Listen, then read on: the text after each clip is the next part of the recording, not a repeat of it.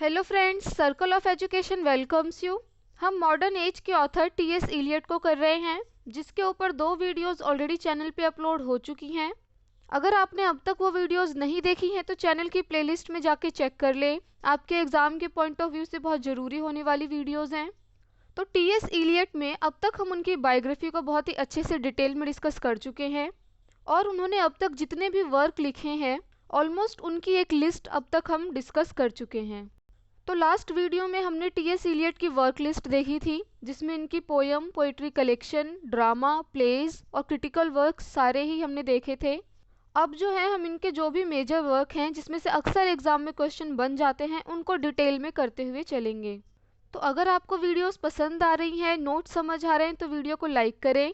आपके जो भी ओपिनियन है कमेंट सेक्शन में रखें, और अगर आप चैनल पे नए हैं तो चैनल को सब्सक्राइब करें। चलिए आज की इस वीडियो को हम शुरू करते हैं। टीएस इलियट के इम्पॉर्टेंट वर्क की बात करें तो उसमें सबसे पहले the love song of J Alfred Prufrock आता है, जिसको आज हम डिटेल में डिस्कस करेंगे। और फ्रेंड्स, अगर आप टीएस इलियट को बहुत ज़्यादा डिटेल में नहीं करना चाहते हैं तो आपके कुछ सिलेक्टेड वर्क इनके बहुत डिटेल में कर सकते हैं, जिसमें love song of J Alfred Prufrock हो जाएगा, द वेस्टलैंड हो जाएगा, स्वीनी अमंग द नाइटिंगेल्स हो जाएगा, और कुछ इनके क्रिटिकल रिमार्क हो जाएंगे। बट मैं टीएस इलियट में आपको सारे ही जो इम्पोर्टेंट वर्क है उनको डिटेल में करवाती हुई चलूँगी। The love song of J Alfred Prufrock क्या है? एक ड्रामेटिक इंटीरियर मोनोलॉग है। कई बार क्वेश्चन इस पे बना है, तो पहला पॉइंट ही जो है बहुत इंपॉर्टेंट है कि ये एक इंटीरियर मोनोलॉग है। और इलियट ने जो है इसको लिखना शुरू किया था 1910 में, और पहली बार जो है ये पब्लिश हुआ था 1950 में एक मैगज़ीन के अंदर, और मैगज़ीन का नाम क्या था? अ मैगज़ीन ऑफ वर्ड्स। फिर 1917 में इनका एक पोइट्री कलेक्शन आया था, प्रूफ्रोक एंड अदर ऑब्जर्वेशन। तो बाद में ये पोएम जो है इस कलेक्शन में पब्लिश हुई थी। तो ये चीज़ें आपको याद रखनी है कि पहली बार कब पब्लिश हुई है, 1915 में, और प्रूफ्रोक एंड अदर ऑब्जर्वेशन जो इनका पोइट्री कलेक्शन था, ये उसमें कब पब्लिश हुई है, 1917 में, जो कि 12 पोएम का एक पैम्फलेट था। यह हमने लास्ट वीडियो में डिस्कस किया है, अगर आपने देखा है तो आपको याद होगा। टीएस इलियट का ये जो वर्क है, ये जो पोयम है, इसको एक शिफ्ट के तौर पे देखा जाता है। ये शिफ्ट किसके किसके बीच में है? रोमांटिक वर्स और जॉर्जियन लिरिक्स से मॉडर्निज्म की तरफ ये शिफ्ट देखने को हमें मिलता है टीएस इलियट के इस वर्क में। इस वर्क में टीएस इलियट ने स्ट्रीम ऑफ कॉन्शियसनेस टेक्निक को यूज़ किया है नरेट करने के लिए प्रूफ्रोक के एक्सपीरियंस को। इसमें जो हमारा प्रूफ्रोक करेक्टर है वो क्या सोचता है, उसके क्या एक्सपीरियंस है, वो क्या करना चाह रहा है और वो क्या नहीं कर पा रहा है, ये सब कुछ दिखाने के लिए, बताने के लिए टीएस इलियट ने कौन सी टेक्निक यूज़ की है? Stream of consciousness. इस पोएम को डिस्क्राइब किया जाता है as a drama of literary anguish. इस पे क्वेश्चन बना हुआ है, स्टार मार्क कर लेना। इस पोएम का जो टाइटल है the love song of J Alfred Prufrock, इसके टाइटल को पढ़ के अक्सर रीडर को लगता है कि ये लव सॉन्ग है, लेकिन ट्रेडिशनल सेंस में देखा जाए तो ये कोई लव सॉन्ग नहीं है, ये कोई रोमांटिक वर्क नहीं है। इस वर्क में हमें देखने को क्या मिलता है कि प्रूफ्रोक जो है, जो कि प्रोटैगनिस्ट है इस वर्क का, सेंट्रल कैरेक्टर है, उसके माइंड में क्या कुछ चल रहा है उसका एक एनालिसिस देखने को मिलता है हमको। उसको एज अ लवर दिखाया गया है। प्रूफ्रोक क्या है? एक लवर है। अपनी लेडी लव के पास वो प्रपोजल लेके जाना चाहता है, उसके विषय में वो सोच रहा है, डिसीजन लेना चाह रहा है, लेकिन वो डिसीजन ले नहीं पाता है।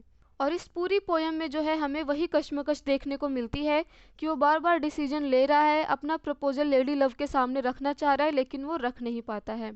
तो प्रूफ्रोक क्या रिप्रेजेंट कर रहा है? एक स्प्लिट पर्सनैलिटी रिप्रेजेंट कर रहा है कि वो खुद से ही बातें किए जा रहा है, डिसीजन नहीं ले पा रहा है। वो एक दोहरी जो है पर्सनैलिटी में जी रहा है। इमोशनली उसको बहुत ज़्यादा फ्रस्ट्रेटेड दिखाया गया है, और वो डिसीजन नहीं ले पा रहा है। He shows a paralysis of will, कि उसके अंदर विल पावर नहीं रह गई है। तो ये सारी जो करेक्टरिस्टिक्स हमें प्रूफ्रोक में देखने को मिल रही है ना, टीएस इलियट ने एक्चुअल में ये सारी करेक्टरिस्टिक्स किसकी बताई है? एक मॉडर्न मैन की, कि मॉडर्न एज में जो है वो मैन कैसे हो गए हैं कि वो डिसीजन ही नहीं ले पाते, उनको करना क्या है, उनके अंदर विल पावर जो है वो कम्प्लीटली ख़त्म हो चुकी है।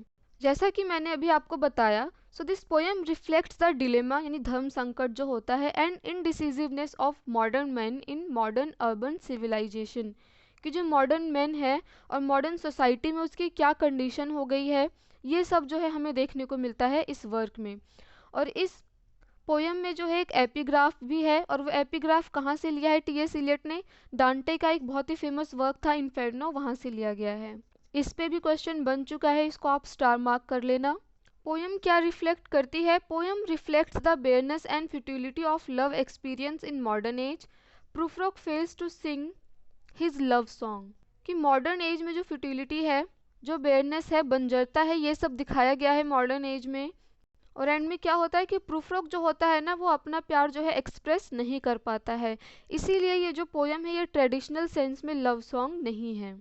और ये जो वर्क है the love song of J Alfred Prufrock, इसको पब्लिश करने के लिए टीएस इलियट के बहुत ही क्लोज फ्रेंड थे एजरा पाउंड, और साथ ही साथ ये इनके मेंटोर भी थे। इन्होंने इनको इन्फ्लुएंस किया था इस वर्क को पब्लिश करने में। अगर आपने बायोग्राफी वाली वीडियो देखी होगी तो आपको एजरा पाउंड याद होंगे। ये तो हमने पोयम डिस्कस करी। इस पोयम में से अक्सर लाइंस पूछ ली जाती है एग्जाम में, तो आइए कुछ इंपॉर्टेंट लाइंस जो हैं इस पोयम की हम वो डिस्कस कर लेते हैं। Let us go then, you and I, when the evening is spread against the sky, like a patient etherized upon a table. तो देखो इस पे दो तरीके से क्वेश्चन बन सकते हैं। पहला तो ये कहाँ से लिया गया है, तो the love song of J Alfred Prufrock है। किसने लिखा है? टीएस इलियट ने लिखा है। साथ ही में इसमें फिगर ऑफ स्पीच पूछी जा सकती है। तो यहाँ पे जो लाइक यूज हो रहा है ना, ये सिमिली है। तो यहाँ पे टीएस इलियट बोलते हैं कि चलो हम चलते हैं, यू एंड आई, मैं और आप, जब इवनिंग जो है हमें स्काई में देखने को मिलेगी, यानी शाम का जो समय होता है उसको दिखाया गया है कि कैसे जैसे ही शाम होती है हमें आसमान में सब कुछ दिखने लगता है, आसमान में हल्का सा अंधेरा छा जाता है। तो जिस तरीके से आसमान में एक अंधेरा छा जाता है, और इसका जो कंपैरिजन है वो उन्होंने किससे किया है? Like a patient etherised upon a table, की जो एक पेशेंट है एक टेबल पे कैसे लेटा रहता है, सेम उसी तरीके से जो इवनिंग है वो स्काई पे स्प्रेड हो जाती है। नेक्स्ट लाइन है, in the room the women come and go talking of Michelangelo. यहाँ पे किसका रेफरेंस दिया है? ये कौन है? इटालियन स्कॉलर हैं, कि एक रूम है जहाँ पे विमेन आ रही हैं, जा रही हैं, और किसकी बात कर रही हैं? माइकलैंग्लो की। नेक्स्ट इंपॉर्टेंट लाइन है जो कि मेरी फेवरेट है, मुझे बहुत पसंद है। There will be time to prepare a face to meet the faces that you meet, there will be time to murder and create. कि एक टाइम आएगा कि आपको एक फेस प्रिपेयर करना पड़ेगा उससे मिलने के लिए। मतलब क्या है? हमें एक चेहरा बनाना है दूसरे चेहरों से मिलने के लिए। There will be time to murder and create, कि हम एक फेस क्या है? आइडेंटिटी है, तो एक टाइम हम उसको मर्डर कर सकते हैं और एक टाइम क्रिएट कर सकते हैं। ये कह सकते हैं कि एक मॉडर्न एज में जो मॉडर्न मैन की कंडीशन है ना, ये उसको दिखा रहा है कि हम कैसे जो है बदलते रहते हैं सिचुएशन के अकॉर्डिंग। जो हमारी आइडेंटिटी है, हमारी पर्सनैलिटी, वो कैसे चेंज होती रहती है। Do I dare disturb the universe? In a minute there is time for decisions and revisions which a minute will reverse. कि क्या मेरे अंदर इतनी हिम्मत है कि मैं यूनिवर्स को डिस्टर्ब कर सकूं? In a minute there is time, कि हमें लगता है कि टाइम है डिसीजंस लेने के लिए, रिविजन्स करने के लिए, लेकिन दूसरे टाइम हमें क्या लगता है? ये सब जो है हम उल्टा रिवर्स हो जाता है। For I have known them all already, know them all, have known the evening morning afternoon, I have measured out my life with coffee spoons. कि मैं उन सबको पहले से ही बहुत अच्छे से जानता हूँ, उनकी सुबह कैसी होती है, शाम कैसी होती है, दोपहर कैसी होती है, ये सब मैं जानता हूँ। और मैंने जो है अपनी लाइफ को किससे मेज़र कर लिया है? कॉफ़ी स्पून से। I am no prophet and here is no great matter, I have seen the movement of my great flicker. इस पे जो है क्वेश्चन बन चुका है, ये लाइन आप स्टार मार्क कर लेना। I am Lazarus come from the dead, come back to tell you all, I shall tell you all. तो यहाँ पे प्रूफ्रोक का कंपैरिजन जो है लजारस से किया गया है, खुद को लेजारस बोला गया है। लेजारस कौन था? एक कैरेक्टर था जिसको जीसस ने आफ्टर डेथ जो है रिवाइव किया था। इट इज़ इम्पॉसिबल टू से जस्ट वॉट आई मीन।